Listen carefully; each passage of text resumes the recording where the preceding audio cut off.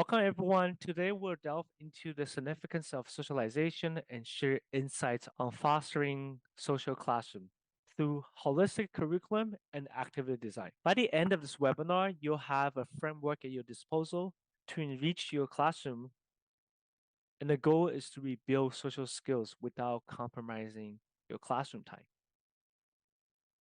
Here's our agenda. We'll talk a little bit about why SCLC is important in a social classroom. Will deliver you the insights on rebuilding social skills using classroom activities. And lastly, I'm going to share you a framework to develop your own classroom activity that infuse SEL in there. First, let's talk about what happened in the past 3 years.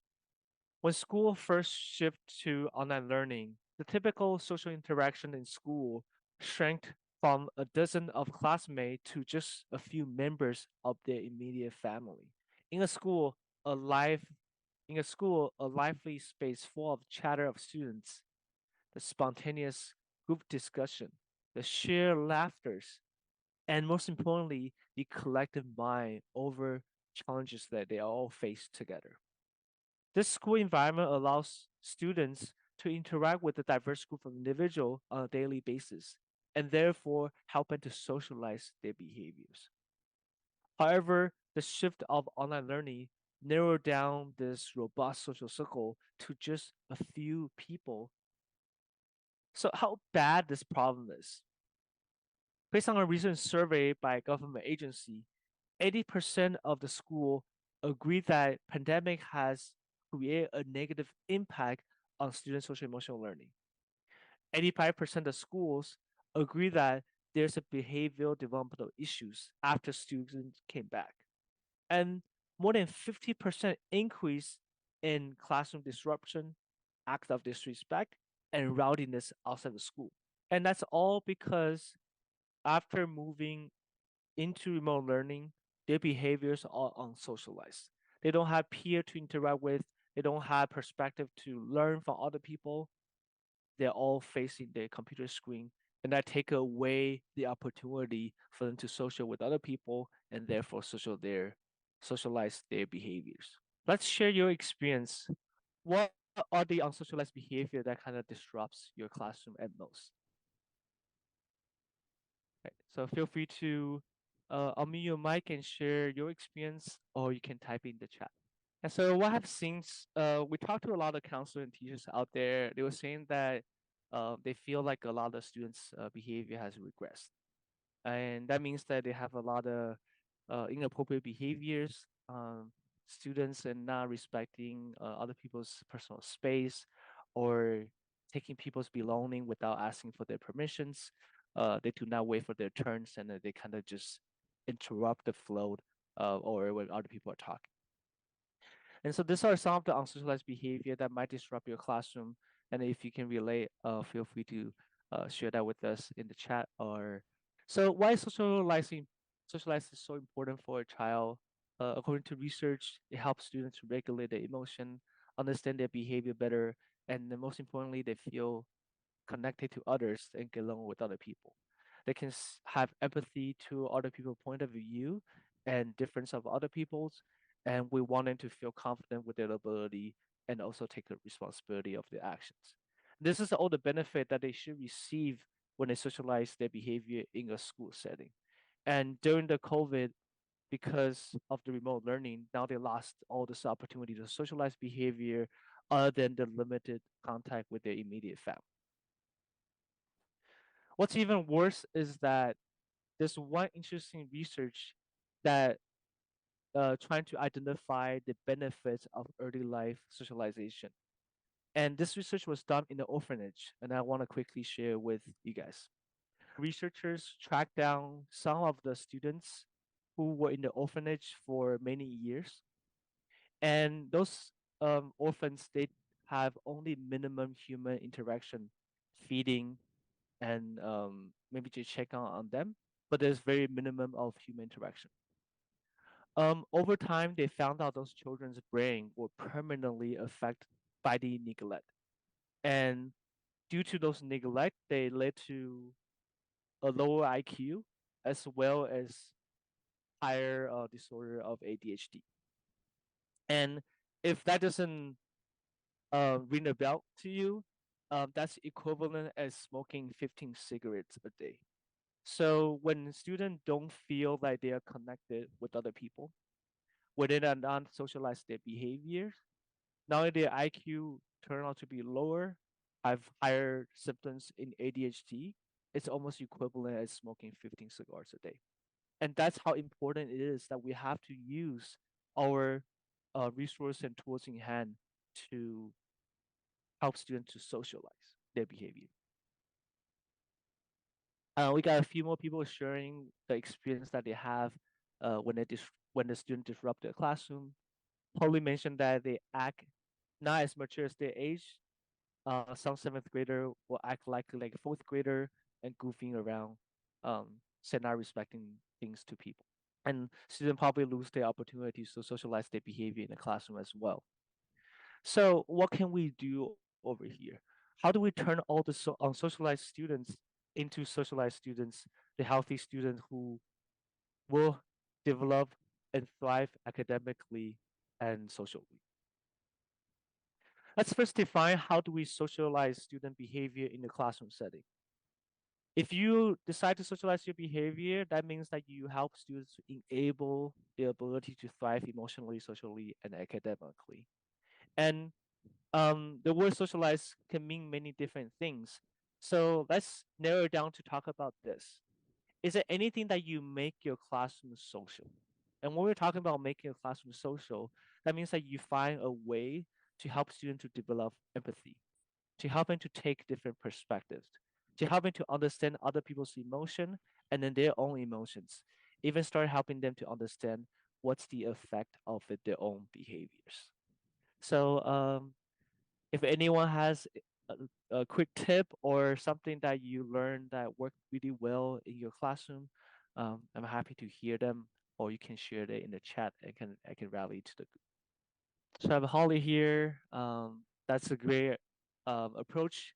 Have students to work together on an assignment and perhaps let them to share different opinions, argue through, and then come up with uh, a final conclusion from the group.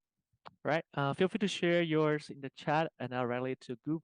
But I really think that this is a personalized experience. Every classroom kind of have its own issues. Um, so maybe there are different tasks that we can apply. So feel free to share with other teachers, educators. We're all here to collaborate. So we all understand that there's a curriculum and there's environment. And the only thing that we can kind of affect our environment in a classroom setting is to create a well-designed activity. So let's look at this framework. There are benefits that we like to bring students to enable them to thrive, and there are curriculum that we can design.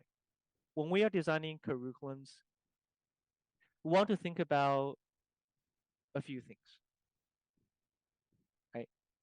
We want to think about whether a curriculum has real world application. If it's not real world, they're probably not thinking about what to do with their peers, what to do with the family. It's just something that they need to learn, and then they will stuff the knowledge into your head, but nothing more.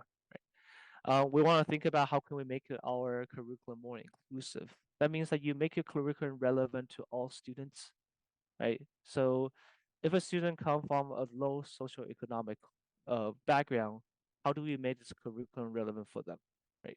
If we're talking about how do we improve their math class performance, and then if the solution is to go out and look for a tutor, that might not be a very inclusive method to help students who have challenge in math. So how could we make curriculum more inclusive for all students? If this is a particular experience that's culturally sensitive, how do you make sure that people who students who do not come from that culture can also understand the importance of that understanding? Continuous reflection, how do we help the students to continue to reflect and adapt to new situation? So the knowledge itself doesn't just kind of die off because it doesn't apply anymore, but they can really apply that in every scenario. I'm not gonna go through every single one of them. Just gave you guys gave an idea, and then we're gonna quickly go through different level of curriculum and activity design. We have level one, level two, and level three. So we'll go a little bit more into detail how this framework apply to it. And so environment wise, think about how you can promote all this into your classroom activity. How do you promote mindfulness practice? That means give students time to think about the problem, to think about what they care about instead of jumping into activity right away. How do you make sure that everyone has their turn to speak up? What's the encouragement of expression, helping students to be able to speak up when they want to, given the opportunity to speak up, maybe taking turns, things like that. And how do you create a responsive classroom management? That means that how do you create a system that you'll be able to attend to a students when they are having difficulties going through the curriculum?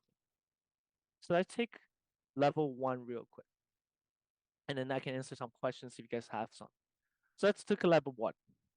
We want to infuse empathy into an English curriculum. So the curriculum cover over here as an example, you can assign your students to first learn character and plots, and then emphasize on taking the perspective in their reading. What does this character think? Why do you think this character is so angry at the situation? This character seems to be very, very sad. What causing the sadness in this story? And then ask them to explore different emotions and then maybe create a story for that character so they can start thinking about the backstory of everyone.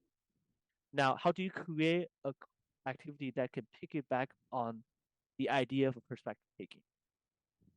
You can assign students to write a short story from the perspective of a correct character who's very different from themselves. And it can be regarding to their ages, their background, different life experience.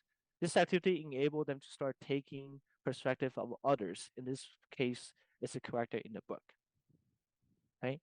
And then later on, they after they write their story, we can have peer review. Peer review is a very powerful way to for students to share perspective and helping to understand others' perspective.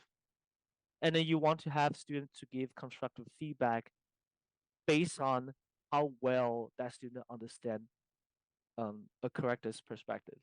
So you can see in the way now that you help student to understand the perspective of a character, you're also helping student to have a discussion to talk about their perspective on the same character. Maybe I missed certain things I didn't see, and my peer can help me to understand there is a backstory that I didn't pay attention to, and that's the true reason why make this character so angry at this time point. And this is level one to math. Um, what do you guys think about this activity? What do you guys like about this activity? And if you'd like to share, which part do you think will be most effective to promote a social classroom? Let's have a quick discussion, and of course, feel free to type in the chat.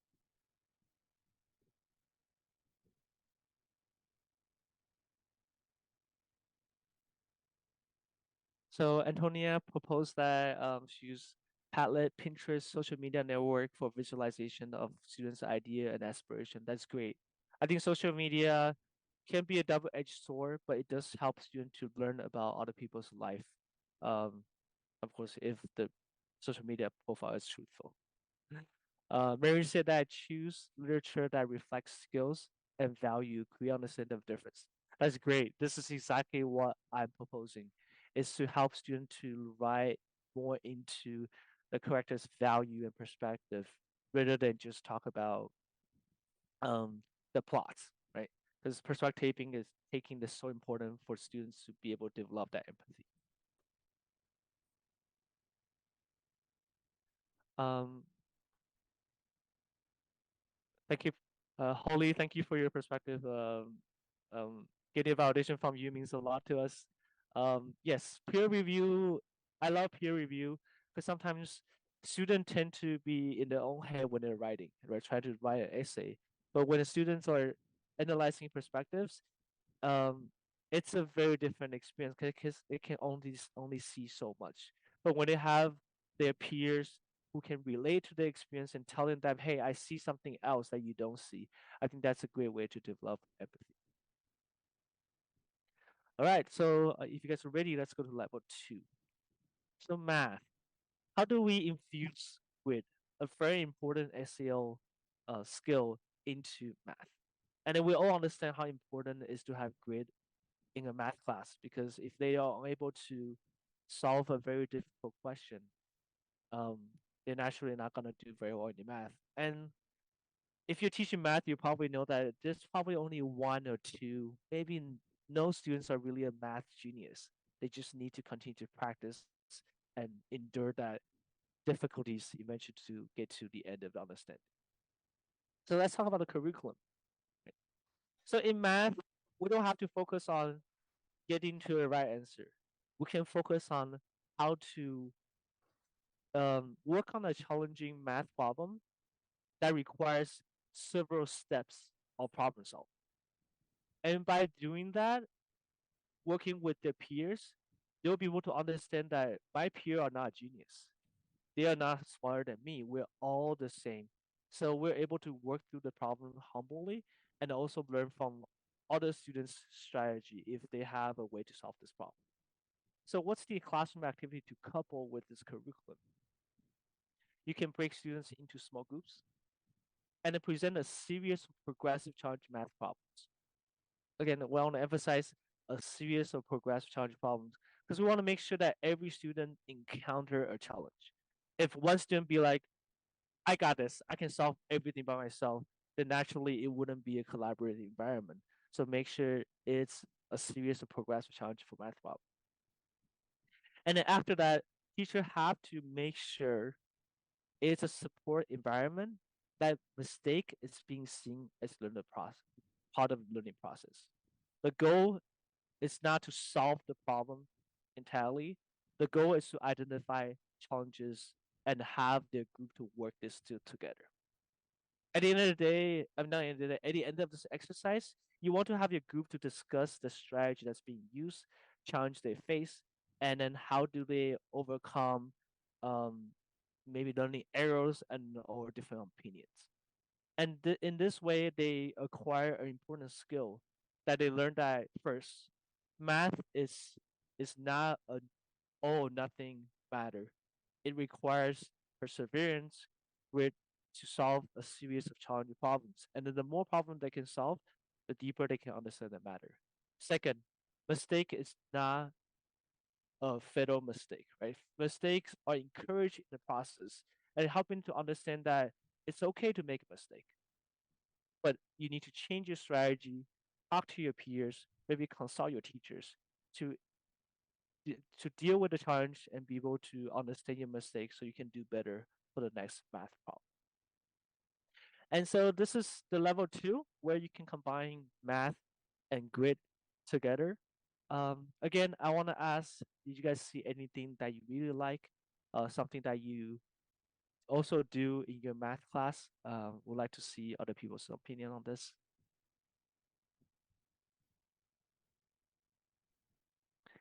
All right, so I have Mary here. She said um, she has written two books for middle school with main character who are blind. Two Kings on Trod. Uh, sorry, I don't know how to pronounce it. Chandra. Um, basically, it's two blind boys gets teased for over a can, and then um, blooming basically is about a friendship between a blind guy with her silent friend. I didn't join here to emphasize what.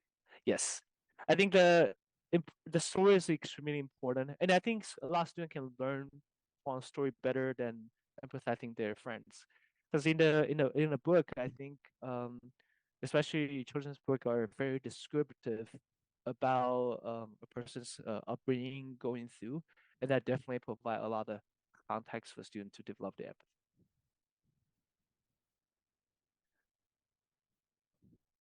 All right, so let's talk about level three. So, assuming you have a class solely just for SEO, and we want to talk about a difficult matter to teach is to help students to do goal setting. I think this is particularly hard for middle school because they came from elementary school where teacher told them everything what they need to do. And then now getting into middle school, now they are required to make some decisions for themselves, especially what they're gonna do in the future, what classes do they want to take, what their interests is, and maybe start thinking about their career, right? So in this case, let's look at the curriculum. Um, in this curriculum, you want to guide a student to reflect various aspects of their identity, and we're not talking about the identities that's out there in the politics. We're talking about personal experience, strength, and value, potentially strength. This lesson will help them to foster self-awareness, appreciation of diversity, and to interpersonal insight, understanding among other students. And here's how you want to run that activity. You assign students to take a piece of paper, and then personally, I love this activity because I think it's so fun. I would like to do it with my friends as well if I can. Um, and they are asked to reflect on three aspects of who they are. They write them into their thirds of paper, and as a group, they will count from 5 to 1, and all students will throw their snowball just everywhere, make a mess in the classroom, and students love that. And then you want students to go pick up any three snowballs that's not their own. They want to read about them, and then we want them to go find who that person is. Super interesting, very perspective taking, and I also think it's fun to just discover the secrets of your friends.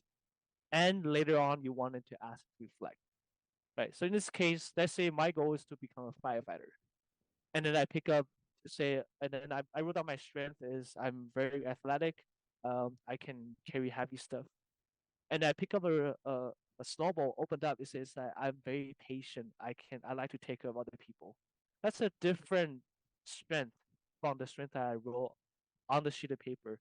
And that helped me to understand, oh, there are different strengths out there that people um put on themselves.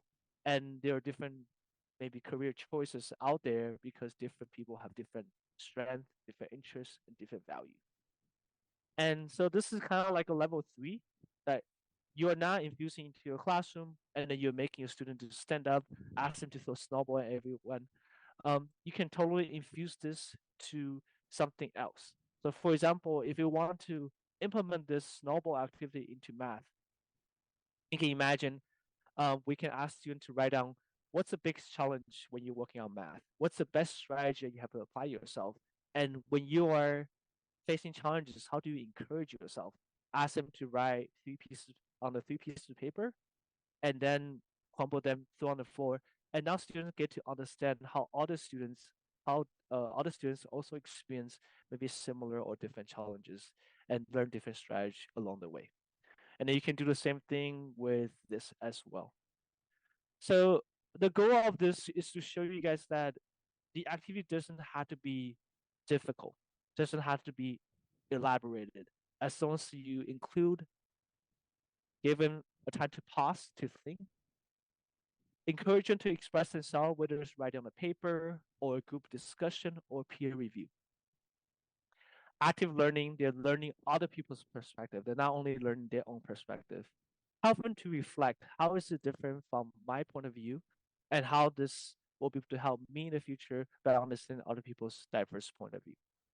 And lastly, teachers have to support this.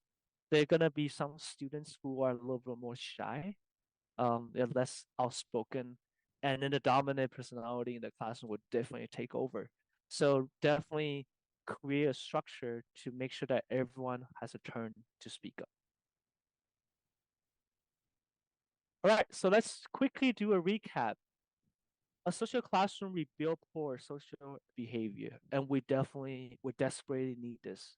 Since the COVID lockdown and students came back from remote learning, there's a lot of unsocialized behavior out there that cause a lot of classroom disruptions or unpleasant teaching experience. If you can create a social classroom that enables students to interact with each other, then more pro-social behavior will come out. And then it's not that we want to teach them behavior, we want to help them to understand how on socialized behavior can potentially hurt their friends, maybe disrupt their friendship, and things like that can really help them to kind of calibrate and learn a little bit more about their behavior and develop um, poor social behaviors as they kind of miss during the COVID. And here's the framework that you guys will be able to apply. If you guys want this, shoot me an email and I can share this presentation with you guys via email.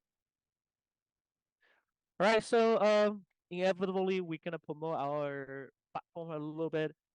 At Paolo, we understand that design classroom activity takes a lot of work, and it's important to couple your classroom activity with the curriculum, right? Student gotta learn something first in order for them to reflect, in order for them to practice. At Paolo, we develop classroom activities that couple with SEL. That means that when you have Paolo to deliver SEL learning content to your students, teachers will also receive a manual to a classroom activity, and that classroom activity will be able to couple with that SEL learning experience. And so teachers or people who are facilitate those activities can focus on facilitation instead of preparation. Um, so that's all I would like to talk about today, and hope you guys can start taking away the framework and start learn thinking about how can I turn to my English class to be more empathetic? How can I make my math class more witty? How can I make my SEL class more effective and help people to see more perspective?